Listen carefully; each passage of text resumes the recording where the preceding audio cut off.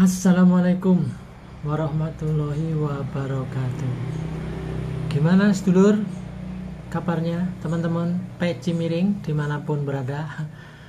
Saya doakan sehat selalu, bahagia selalu, dan dimudahkan urusannya. Begitu ya. Baik, saya tetap masih suka membahas soal capres-cawapres. Jadi ada 3 capres, tapi baru satu yang mendeklarasikan cawapresnya, yaitu Anies Baswedan mencawapreskan Gus Muhaimin Iskandar alias Caimin. Nah, ini yang belum ada 2, yaitu Ganjar Pranowo dan Prabowo Subianto. Jadi begini teman-teman, saya itu kebetulan penulis buku dan sering menulis buku yang alhamdulillah diprediksi calon yang saya tulis itu jadi. Memang kadang-kadang sulit juga ya memprediksi siapa capres yang benar-benar akan jadi. Tetapi setelah saya perhatikan rumus capres dan cawapres itu, pemenangnya adalah tokoh yang dari unsur partai yang kalau boleh dibilang hanya gantian saja gitu.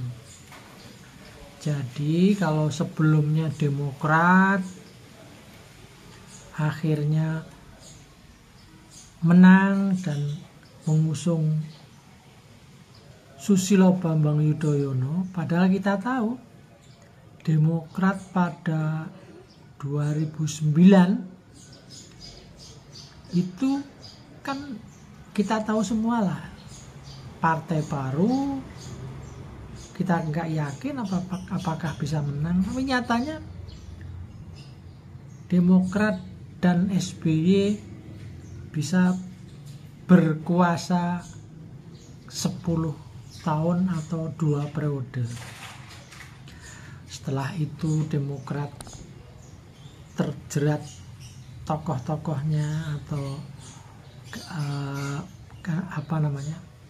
politisi-politisinya yang ada di Demokrat satu persatu terjerat korupsi. Ya, akhirnya Demokrat ambruk, Demokrat runtuh. Artinya Demokrat menjadi partai yang tidak berkuasa lagi. Nah, berikutnya digantikanlah oleh PDI Perjuangan. Jadi PDI Perjuangan selama sekian tahun menjadi partai non pemerintah, tapi pada mulai 2014 PDI Perjuangan dengan mengangkat petugas partainya yaitu Joko Widodo sebagai presiden bisa bertahan sampai 2 periode. Jadi hari ini saat saya membuat konten ini, Jokowi hampir 2 periode, kira-kira kurang 1 tahun lagi.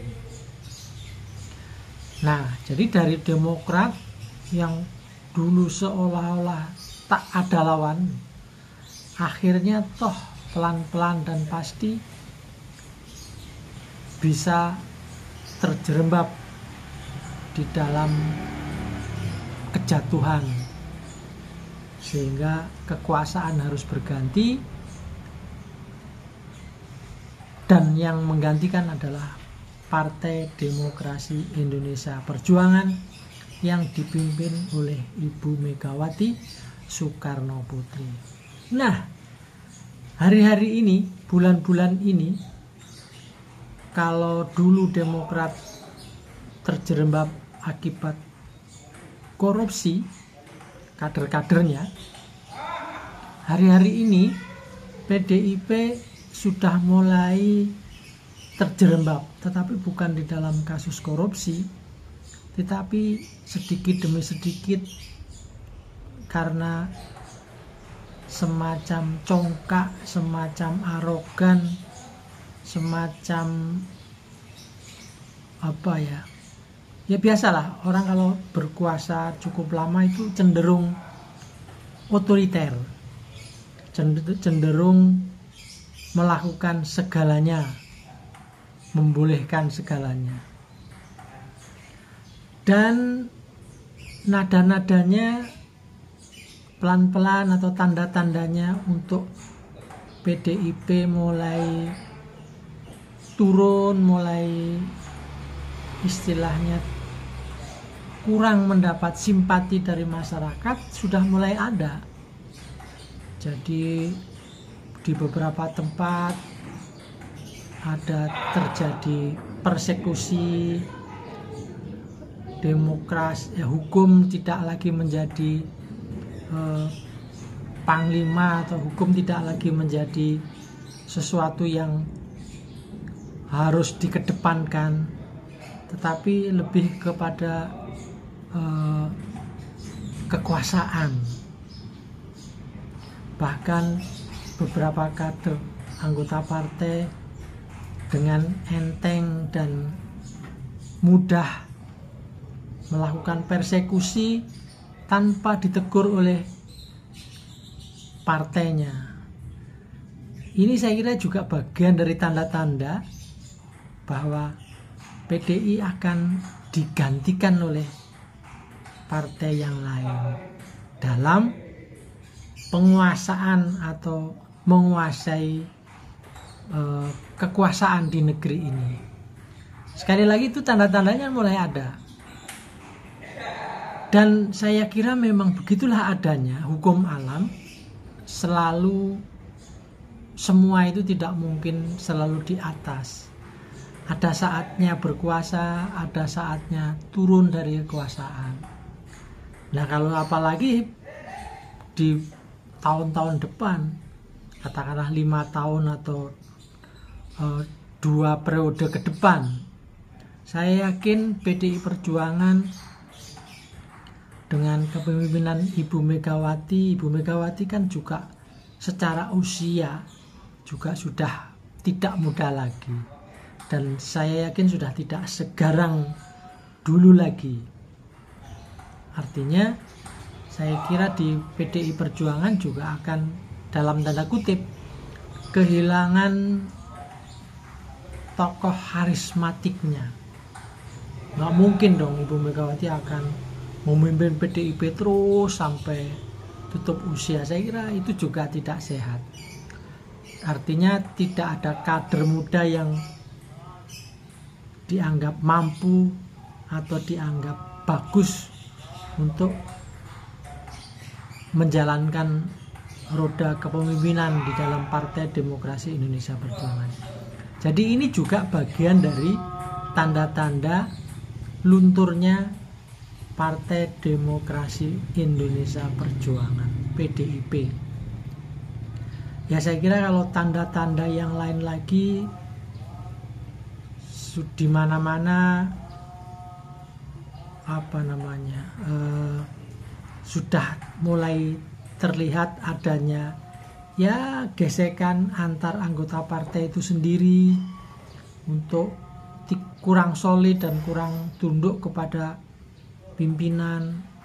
Bahkan ada kader Partai Demokrasi Indonesia Perjuangan yang dianggap ya barangkali dianggap militan, ternyata keluar juga dan mencoba bergabung mendukung Prabowo Subianto.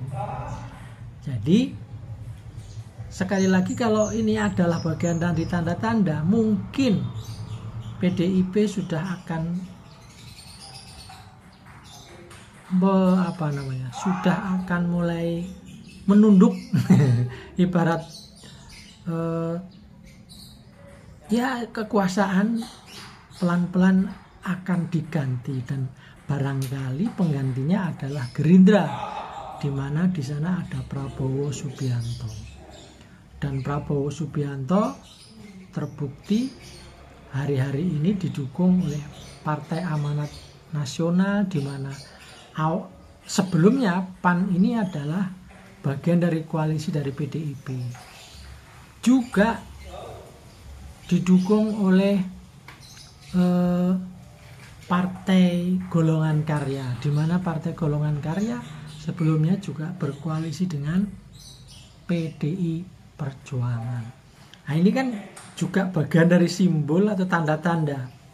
Ternyata beberapa partai juga sudah keluar dari koalisi dari PDIP. Nah, ini saya kira bagian dari tanda-tanda, dan siapa yang bisa membaca tanda-tanda, ya saya kira dialah orang yang punya kearifan.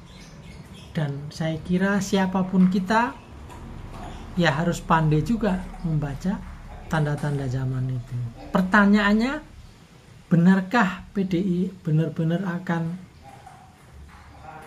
tersungkur di dalam Pilpres dan di dalam pemilu 2024 nanti, dan akan digantikan oleh presidennya mungkin saja yang akan terpilih Prabowo, atau partai yang akan berkuasa gantian diambil alih oleh Partai Gerindra, Golkar, dan PAN. Ya, ini hanya sekedar wacana, tapi biasanya wacana saya itu ada juga benarnya. Kalau nggak percaya, lihat track record buku-buku saya mencoba memprediksi si A, si B menjadi calon presiden, dan alhamdulillah benar. Mulai dari Gus Dur, Megawati, Habibie, SBY, dan terakhir Susilo Bambang Yudhoyono, Joko Widodo yang terakhir yang saya prediksi, alhamdulillah benar. Sekali lagi, ini opini saya, boleh percaya monggo, tidak percaya juga tidak apa-apa.